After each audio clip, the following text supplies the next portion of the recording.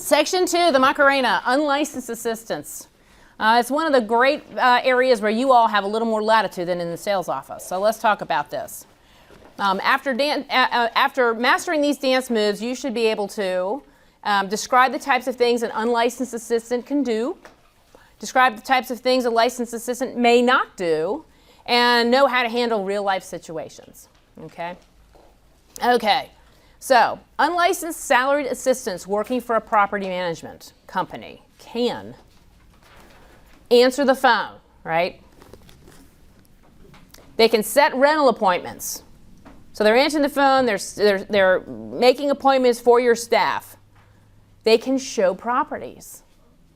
And I put this in bold because unlicensed salaried assistants at sales offices may not show properties.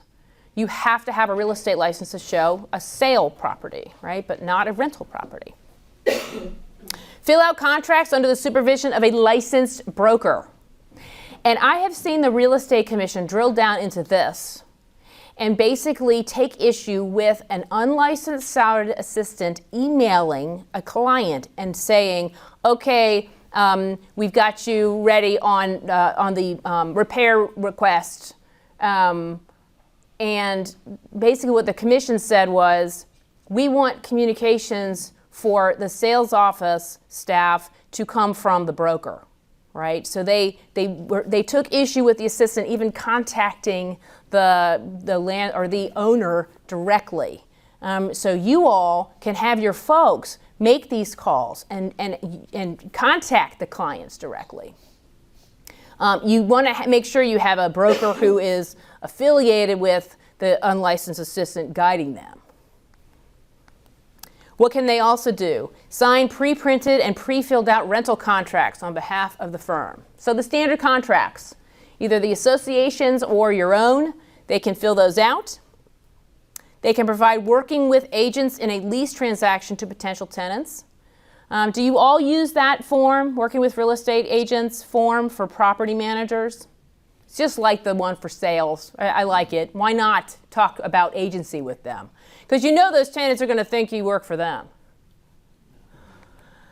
Post rental payments to the accounting system for the company so they can handle money. Take work-related requests and contact owners for approval. Okay? So they have a lot of latitude in the management world. Give advertised information on available rental properties to potential tenants. So they can tell what the bedrooms are, the square footage, if that's important. Every area is different. But they can do almost everything that you all can do as licensees, right? What can they not do? Does anyone know what the agents cannot do? Negotiate terms of a lease. Negotiate terms of a lease. I know that's on the list. Any other suggestions? Explain contracts. Good. Good, because when you're explaining a contract, what are you doing? Talking, yeah, you are. But I'm the one who explains the contracts, right? The commission gets nervous when folks are engaging in the unlicensed practice of law, right? So you have to be really careful. Tread lightly. So you can't solicit business on behalf of the firm if you're an unlicensed agent. There is no definition for solicit. What do we think that might mean? Soliciting business on behalf of the firm. Telephone calls. Calling people saying, hey, have you heard about our company? We see that you're trying to rent your property. We've got a little terrible sign out front. Do you want to come with us? We're awesome. You can certainly do that as a firm, but don't have your unlicensed salaried assistants do that, right? So if their job is marketing and a marketing role, marketing title, so if they're hired in a marketing capacity, you're okay. So as long as their title would convey. Yes, yes. You want to be clear that that's their job. Their sole job is to do, Facebook and internet and all of that. Negotiate rent, we heard that one already. Negotiate rent on behalf of an owner. Explain rental contracts or any forms to a potential tenant. Yes, so no talking. Just tell them to read the contract.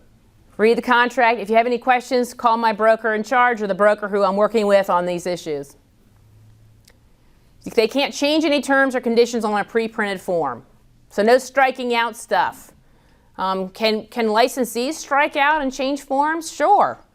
If you want to, absolutely. Should you talk to your attorney about it first? Probably a good idea. You know, especially if you're using association forms, you know those are current and up to date.